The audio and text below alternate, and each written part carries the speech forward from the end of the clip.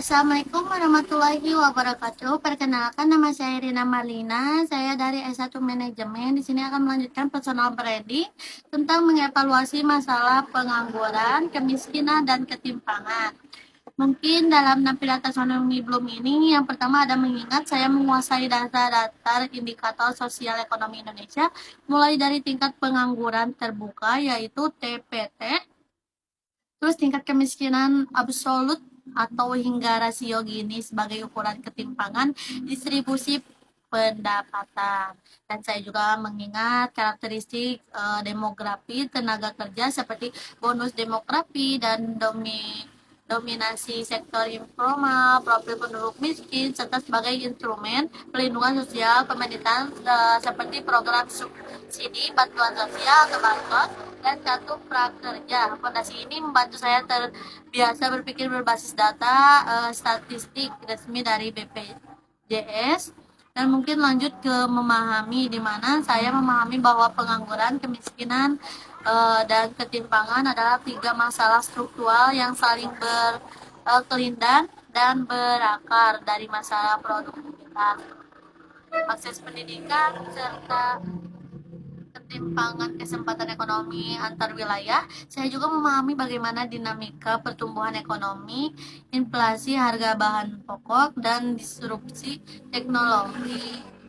Nah, mungkin kesejahteraan masyarakat sangat rentan. Pemahaman ini juga membantu branding saya sebagai analis sosial ekonomi yang melihat isu ini bukan sekadar angka statistik, melainkan tantangan fundamental terhadap keadilan sosial dan stabilitas bangsa. Dan lanjut, mungkin ada menerapkan, di mana secara praktis saya menerapkan kerangka analisis pembangunan manusia dan perbedayaan ekonomi dalam studi kasus dan perumusan program dengan memanfaatkan data survei sosiodemografi untuk memetakan kantong-kantong kemiskinan dan karakteristik pengangguran usia muda.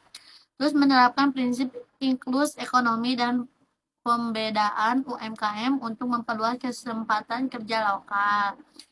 Mungkin di sini juga ada untuk program pengentasan kemiskinan dan meningkatkan keterampilan tenaga kerja. Lanjut, saya di sini akan sedikit menjelaskan tentang menganalisis, di mana saya mampu menganalisis akar penyebab struktural dari pengangguran struktural dan friksional, membedah efektivitas transmisi pertumbuhan ekonomi terhadap penyerapan tenaga kerja, serta mengkaji kesenjangan ekonomi antara wilayah perkotaan dan pedesaan, khususnya Jawa dan luar Jawa. Saya membandingkan efektivitas jaring pengaman sosial Indonesia dengan negara lain, serta menganalisis dampak kebijakan upah minimum terhadap pasar tenaga kerja. Analisis ini membantu saya menghasilkan wawasan berbasis bukti.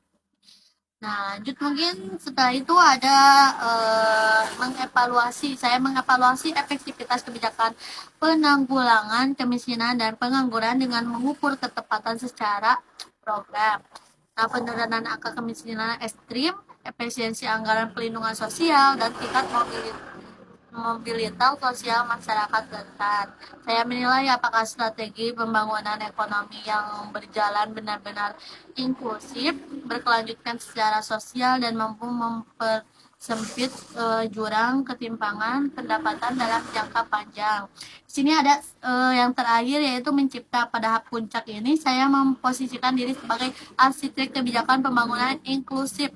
Saya merancang modal solusi holistik yang mengintegrasikan penciptaan lapangan kerja berkualitas, transformasi pendidikan vokasi, dan pemerataan akses ekonomi untuk memutuskan rantai kemiskinan. Saya berkomitmen mengubah tantangan sosial ekonomi menjadi peluang, membangun ekosistem kewirausahaan sosial, merumuskan kebijakan redistribusi yang produktif, dan menciptakan strategi pertumbuhan yang berkeadilan bagi seluruh lapisan masyarakat bangsa.